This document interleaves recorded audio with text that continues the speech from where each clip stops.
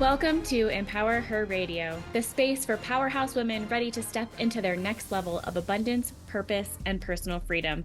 I'm Dr. Corey Winn, a high performance coach, doctor of physical therapy, philanthropist, and business consultant.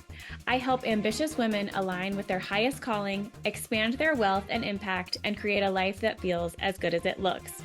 If you're a high achieving woman who's built success yet finds yourself craving more alignment, more purpose, more ease, you're in the right place. Here, we bridge the gap between ambition and fulfillment. Through transformative conversations and proven strategies, you'll gain the courage to step into the fullest expression of you. Build a powerhouse business that aligns with your expertise and divine gifts, and lead your life, both personally and professionally, with unshakable confidence, worthiness, and compassion. This is about expansion, legacy, and owning your power unapologetically. You already have everything inside of you to create a life of unlimited possibility. It's time to unlock it. Welcome to your next level. Let's dive in.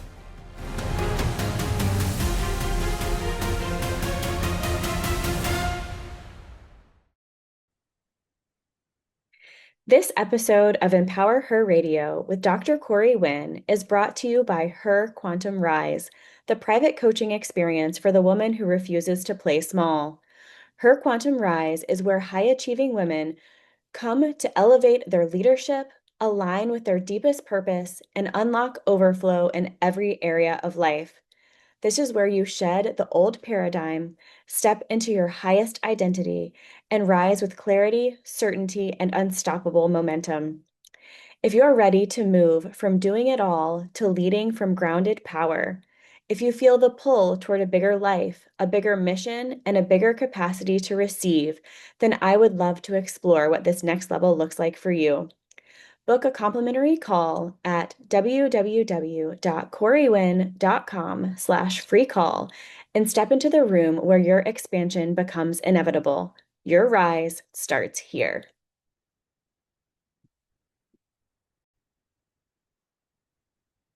Before we begin, I want to share something briefly. I'm currently opening a limited number of Her Rise private intensives, a one-day private experience for women ready for more clarity, ease, and aligned momentum. If you're feeling the pull for something more spacious and intentional, you'll find the details in the show notes. Now, let's jump into today's show. Today, I am so honored to have Joy Rowland back on the show. She is the founder of Next Level Woman, host of the Next Level Woman podcast, and a mentor who helps high-capacity women rise through connection, collaboration, and consistency. And more recently, she has become someone who I deeply admire and consider a friend. She's here today for us to chat and talk about women's empowerment, but also about Black women in business. As many of you know, February is Black History Month, but more than anything, diversity and inclusion and being an ally is something that I hold very dear to my heart. So I've opened my platform today and this month to Black women who I incredibly admire, who have taught me beautiful things, who are my personal mentors, and I really just want to open the floor and welcome Joy back to the show. Oh my gosh, thank you so much, Dr. Curry. I truly appreciate this. And I appreciate the work you're doing and for opening up your platform because this topic can be very uncomfortable. And so thank you for being an ally. You are just incredible. And I truly cannot thank you enough. So let's start there. What does it truly mean to be an ally? An ally in business, an ally for women, but an ally in the Black community as well? Oh, I believe from my perspective, an ally is someone who is open to being uncomfortable, to have those uncomfortable conversations, and someone who speaks up for Black people, right? Because it's a different thing when someone who is white is opening up their platform for Black women to come speak. It has a different impact, right? So from my perspective, an ally is someone who Black women can rely on and can say, oh, that's my friend. And at the end of the day, this is what I believe is true. if we go skin deep, we realize that we're all the same, right? Like we have blood, we have all of the you know, I was gonna say you're a medical doctor, but I know you have some experience with how the human psychology works, right?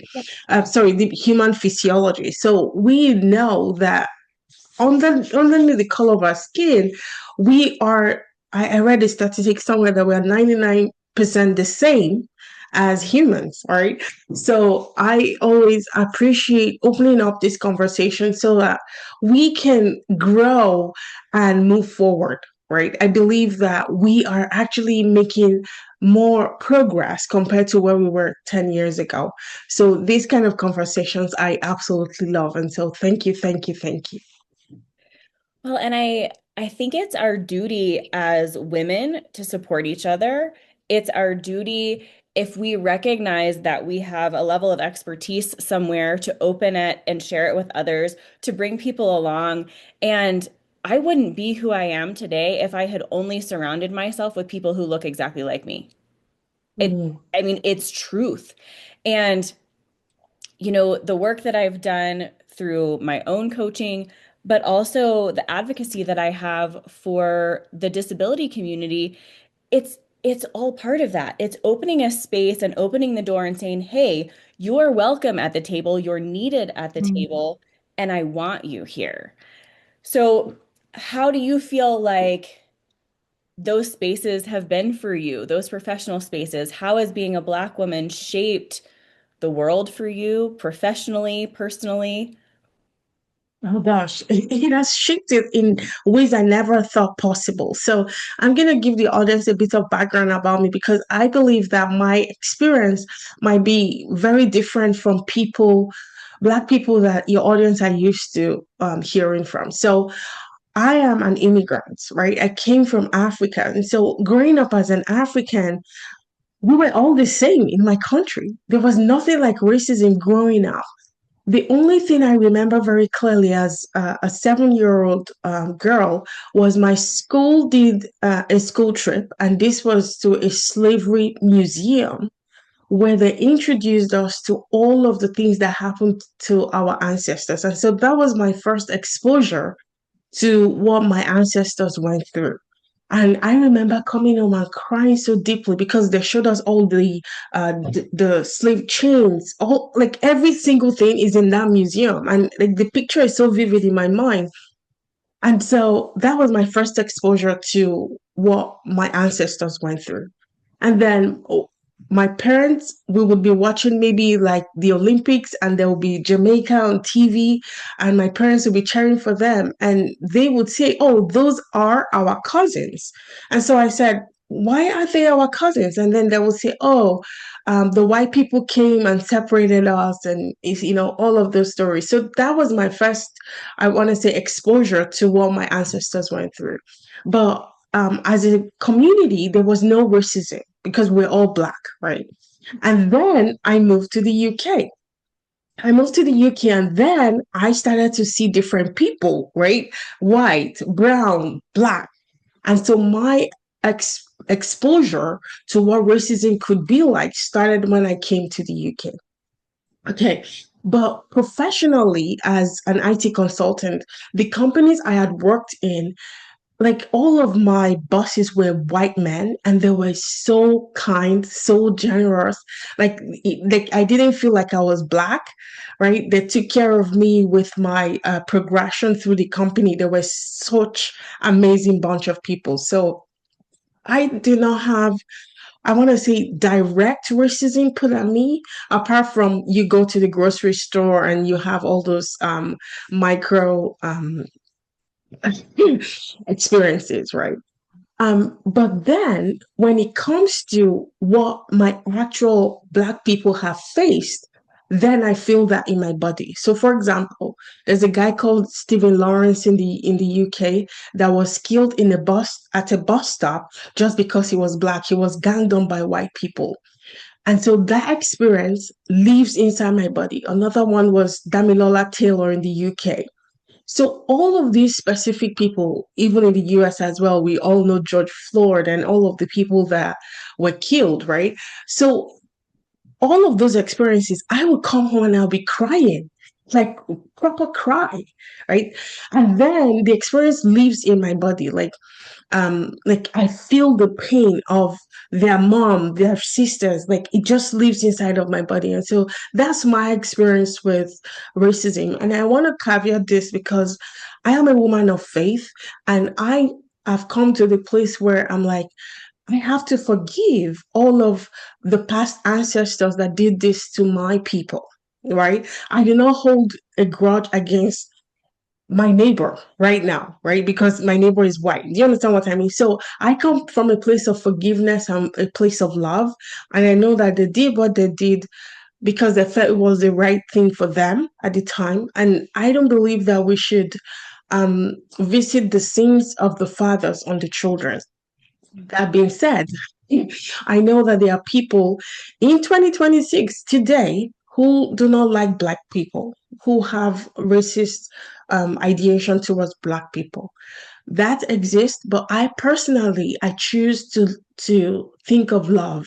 And because I think of love, my reality mirrors what I think. Because I go into the world and I because my brain is searching for nice people, then I meet nice people. Do you understand what I mean? Yeah, yeah, That's absolutely. not yeah. So that's not to diminish the experience of a Black American, for example, whose experience will be completely different from mine and their day-to-day experience of corporate America, for example. Many of my clients have experienced corporate America and they tell me stories of what they faced as per racism. Just a couple of weeks ago, the current president of the United States posted something about Barack Obama depicting him as an ape, right? Barack Obama still faces racism, even though he rose to the highest point of service in the US. I remember him clearly telling in a group of people, he said, as an adult, well,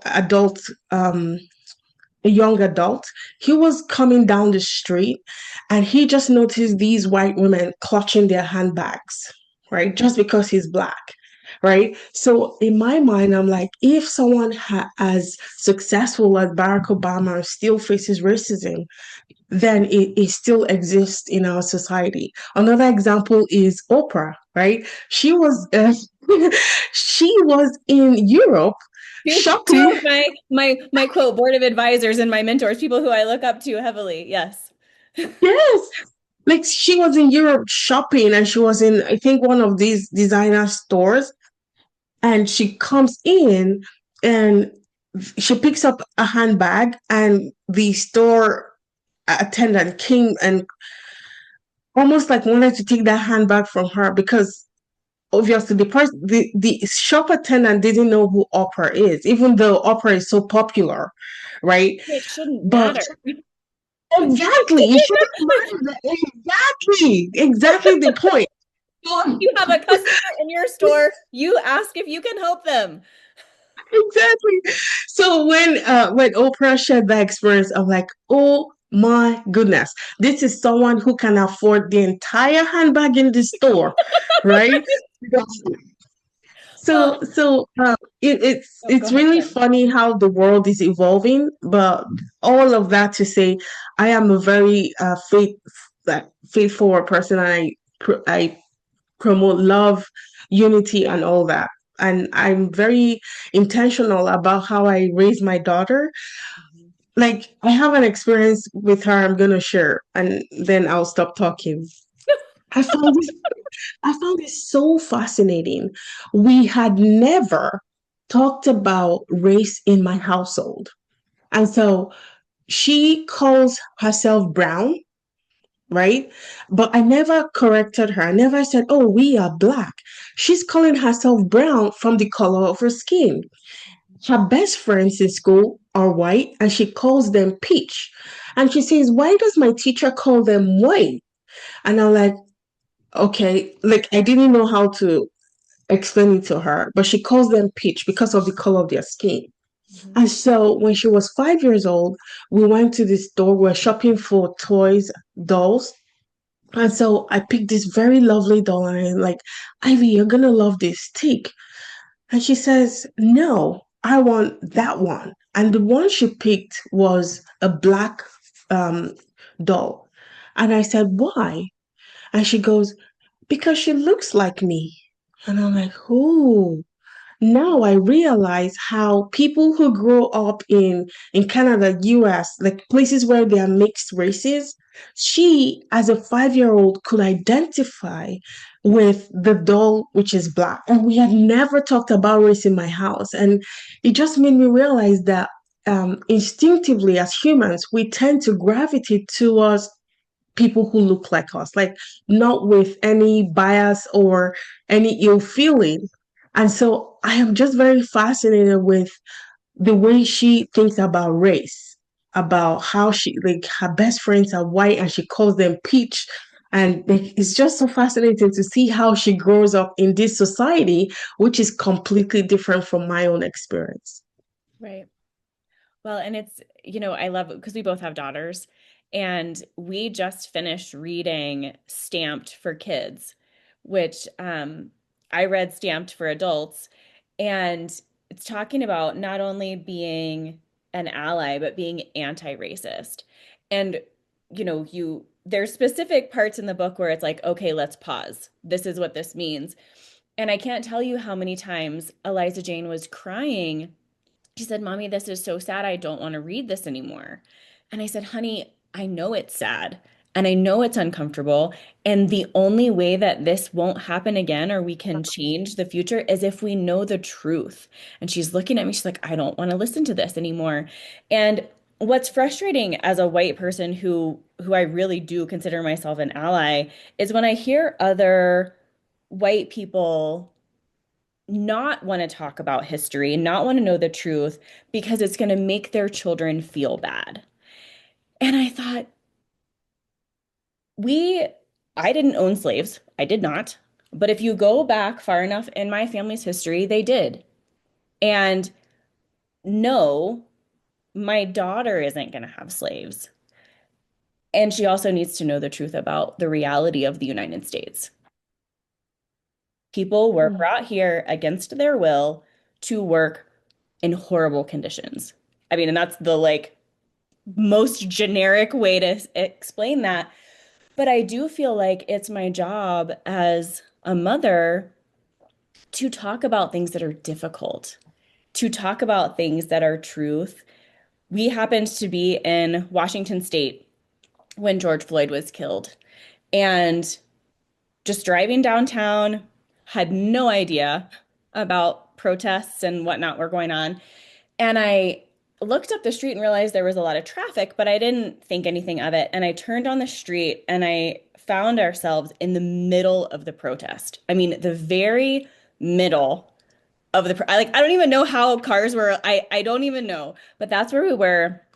And I want to be incredibly clear. I sat there in my car with my 4-year-old at the time, and I turned my car off and I sat there and parked it.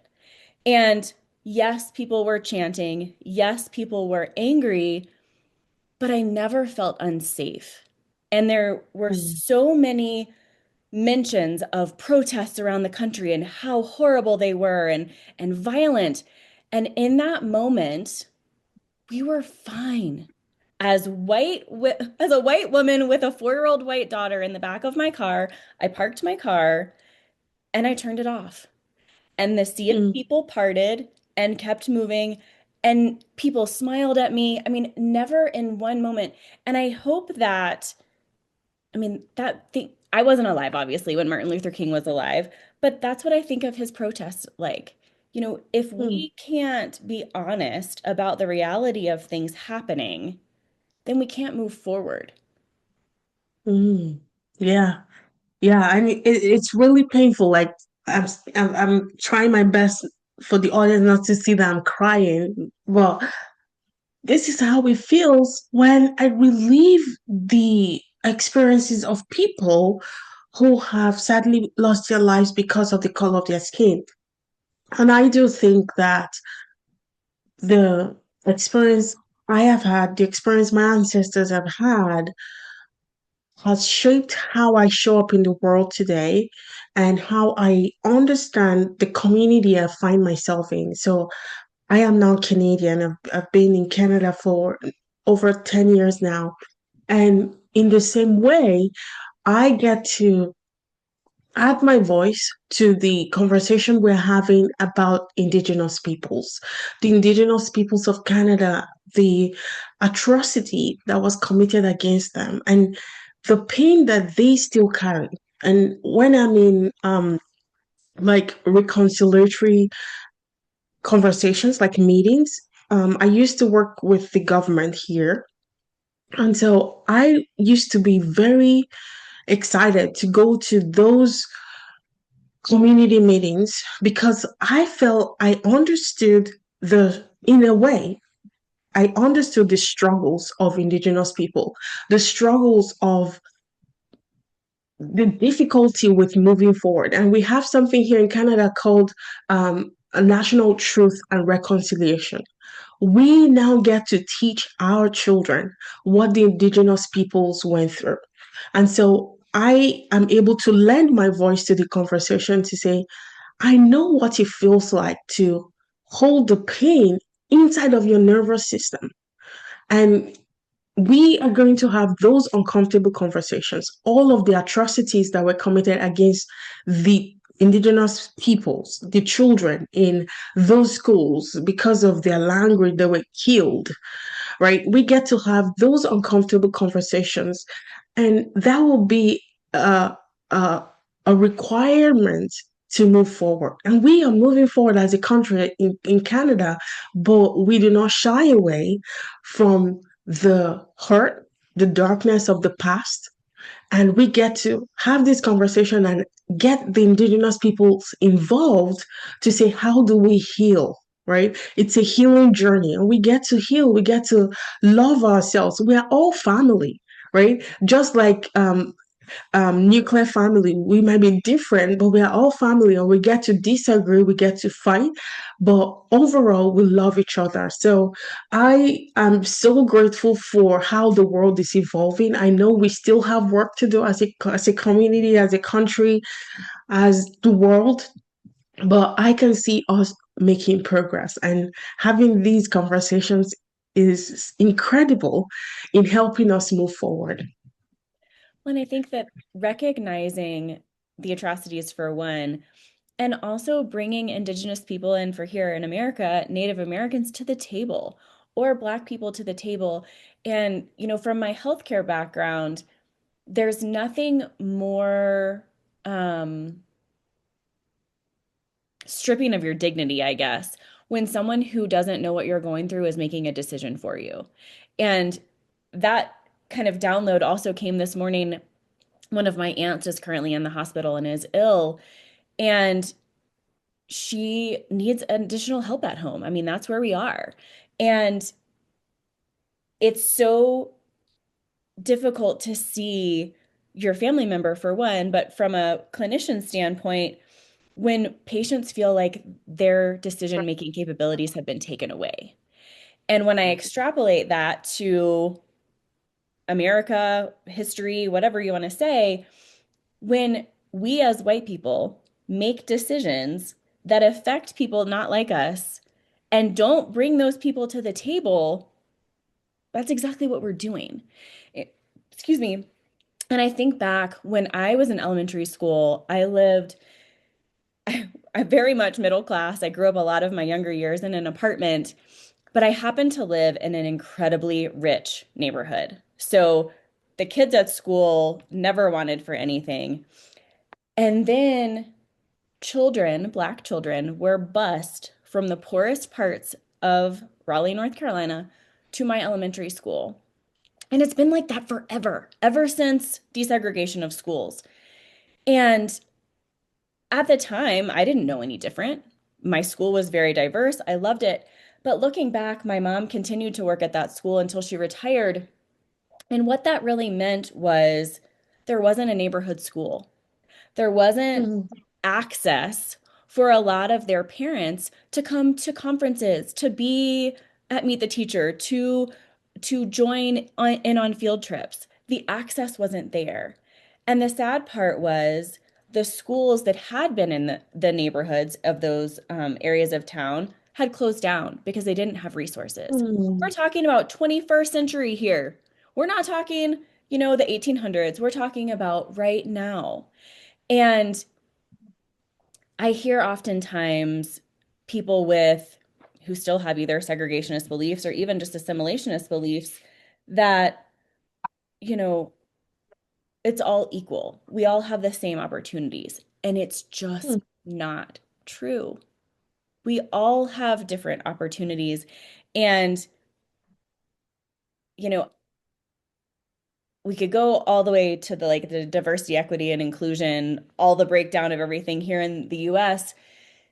But what it really comes down to is not everybody has an equal playing field. That's just the mm, reality.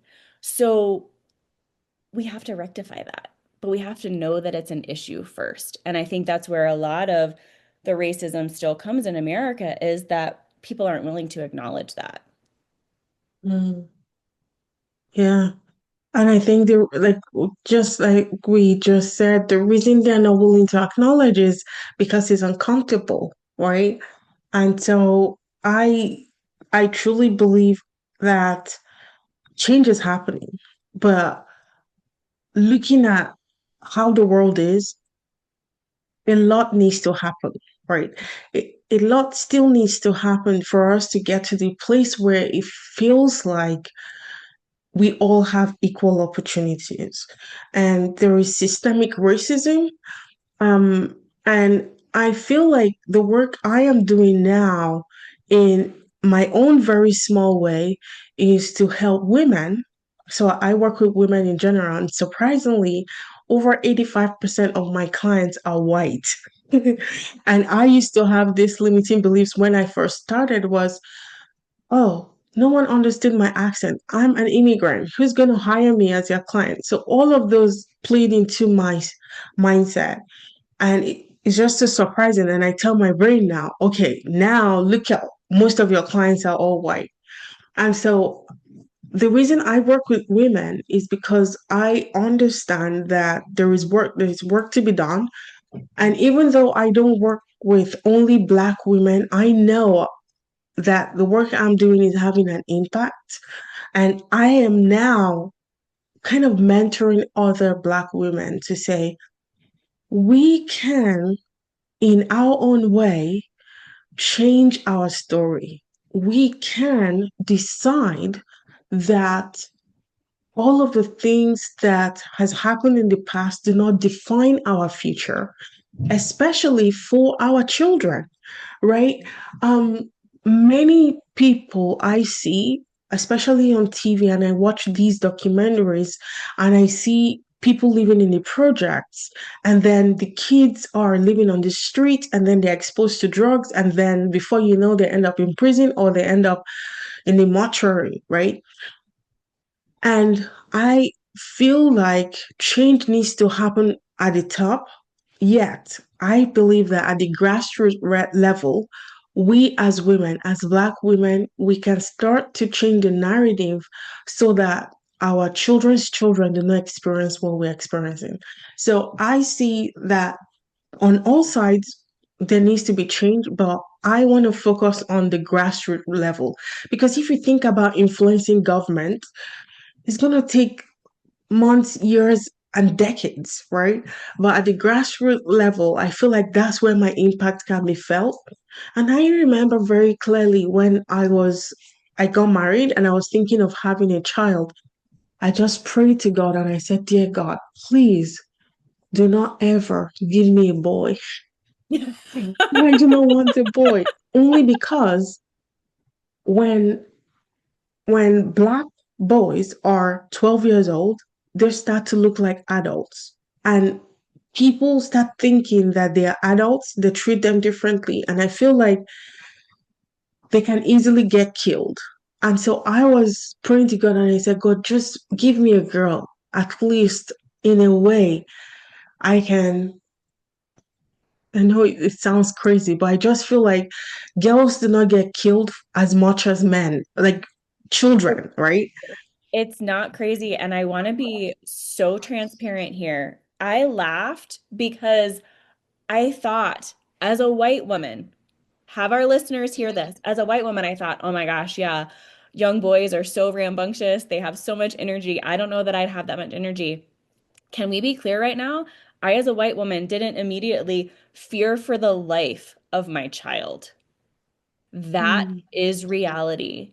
And one of my mom's very best friends in the world, she has three Black men as sons. They're grown. Well, mm, I think two of them are grown and one might still be in high school. But her oldest son has autism, severe autism, and he is a very large young man, tall, I mean, just very big guy. She is afraid for him every day mm, because he's partially nonverbal. And with that scenario, you have a young man who has autism, who cannot communicate well in a society that sometimes or oftentimes assumes the worst of Black men. And mm.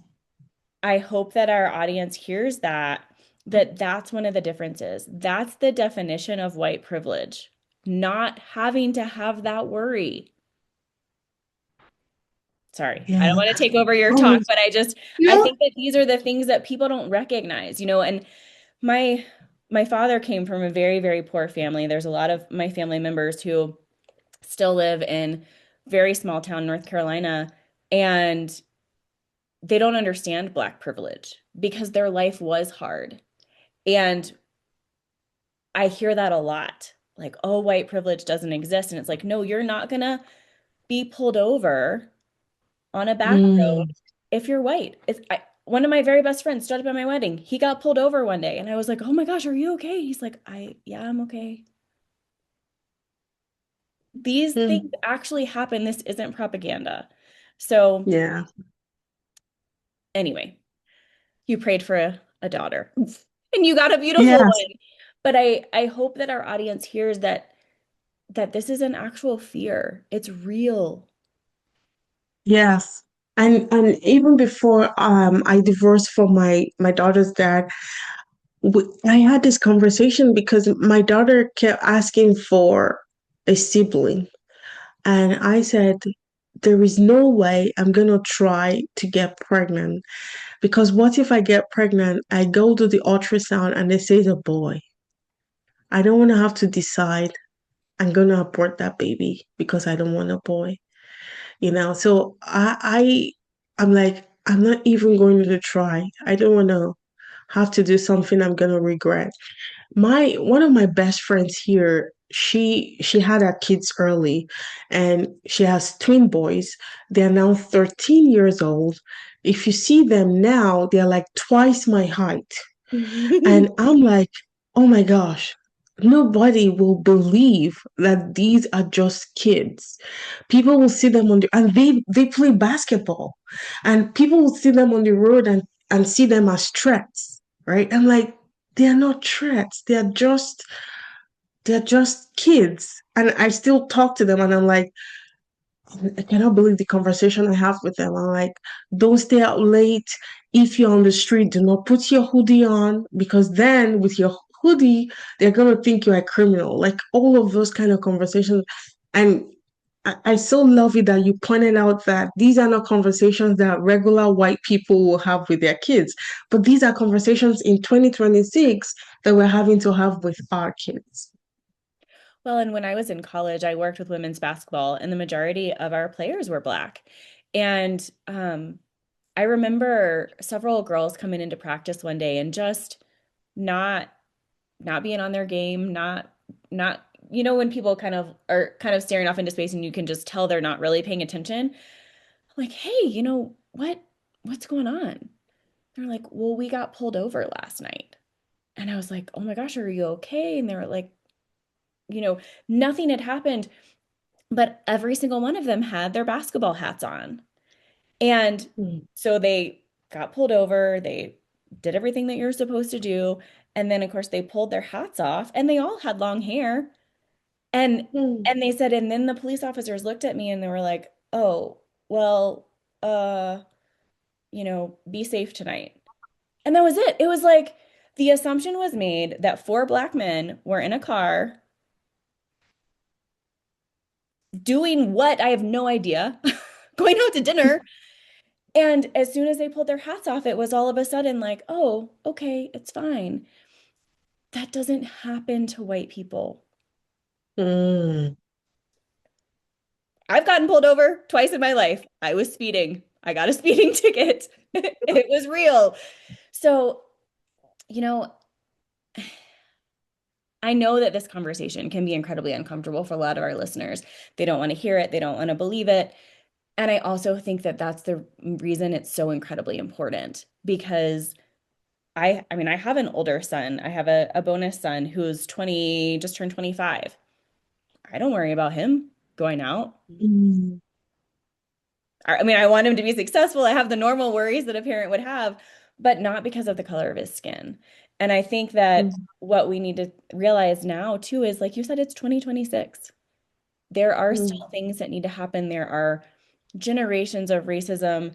I mean, things that I don't even realize that I said growing up, mm. not knowing, and now think, oh my gosh, how did I not know that? But it's because of these conversations that I know these things now. And ensuring that we keep talking about them. Yeah, yeah. We keep talking about them. Yes, absolutely. And as you were just talking, I remember a conversation I had with my husband at the time. I said, please, when you're driving, if you are stopped, put both hands out the window and start screaming, my hands are up, my hands are up, right? So we have these conversations and like which is incredibly sad, right? But I know that things will change. I'm hoping things will change, especially for my daughter's sake, so that when my time is up and I leave the earth, I leave her in a better place. So that's my prayer, that's my hope, because I wouldn't want her to have to experience any form of racism because it's going to break my heart. I'm trying my best to like protect her. Obviously, I know she's going to go into the wider world and she's going to experience it for herself. And I'm going to try my best to prepare her for that, so that she doesn't grow up and accuse me of hiding the truth from her, you know? Well, and thinking about the spaces that you create and the rooms that you've been in, I do still think there's a lot of people out there who just don't know what to do. They Mm, do want to be an ally, they do want to be anti-racist, and they look around their boardroom and go, it's a bunch of white people in here and no color at all. So, how do you create those spaces? How do you open your doors? And from the other side, I mean, I had a discussion with a friend of mine who has a nonprofit in North Carolina called Beyond Basketball. And I said, I know as a white woman walking into a room, a lot of times um, there's a lack of trust, especially with Black women to white women. So how does someone like me open their doors to be truly genuine and have people trust me? You know, I don't mind being the guinea pig here. What would you say? yeah, so from my perspective, strangely enough, I like right now, I rarely see skin color, just like how you and I connected. And people come to my networking events and they see lots of white people. And I did that intentionally. And I learned this from one of my coaches who said, even the graphics for my event has to look inclusive. So when I'm promoting my event, I put a white person, a black person, and I make it inclusive. And I think that's how white people feel like they are welcome, right? Because I feel like I don't know how to put this in the right way. I feel like some white people might be afraid that they are not welcome in some spaces, especially when the leader is a black woman, right? So I intentionally want to welcome white people because I just love people generally. And my experience with kind of understanding marginalized communities. For example, gay people. I intentionally ask my gay friends how, just the question you just asked me, I intentionally asked them, what kind of question should I be asking you to be an ally? Tell me what to say, or tell me how to understand your community better. And so I feel like asking those questions and being open to asking questions like you just asked is the way forward. And my experience with marginalized communities, I feel, makes me more open to people from all races. So, to your question, I personally have an open door policy. I welcome all races in my community, and just love it when people lead with love, just with love. And people just meet you and they're like, oh my God, I feel a connection with you. Because you, Dr. Corey, have such a genuine spirit. Like, you really, really want to help. You really, really want to. I know if you had a magic wand, you'll just do this and the world will be fixed, right? So, I don't know, it might not be fixed how everybody likes it, but yeah. yeah, thank you so much again for opening up your platform to have this uncomfortable conversation. I know it will go a very long way to change minds and to create a better future for all of our children. Right. Well, I'm so glad that you're here. And what I think I'm also hearing from you is to listen. From a clinician standpoint, I learned really early on talking to my uncle, coming out of physical therapy school, you think you know everything. You have the textbooks, you have the latest knowledge, you have all the things. And I might have an idea of the best thing that I think for my patient. But if I don't live in their shoes and I don't walk their life and I don't go through the things that they go through, I have no idea. So, what I feel like I'm hearing from you too is ask the questions, open the forum, and listen to the answers because we can't make decisions for people solely on our own area of expertise. And my uncle, love him dearly. He passed away December of 24, but he lived with a spinal cord injury for 55 years. And I remember telling him all the things that he needed to be doing, the exercises and the equipment and all these things. And he said, let me know how that works out for you when you've been doing this as long as I have. And I have never, ever forgotten that. And I try to Mm, take that with every interaction with LGBTQIA community, with the Black community, with anyone of color, anyone different from me. I try to go in and listen, mm, which is really hard because I can be really loud and I can be very passionate, but it's important.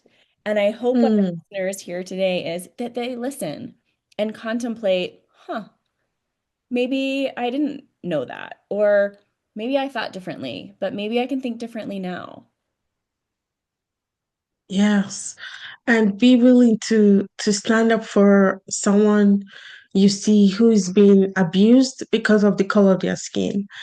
Um, I I believe that if we have more people standing up in the moment where racism is happening to say, no, that's not right. Don't treat this person that way just because of the color of their skin. I believe that will go a very long way in helping us as a society change to become a more positive, more embracing society for everybody. Yeah. Thank you so much for being on today. Thank you so much for having me.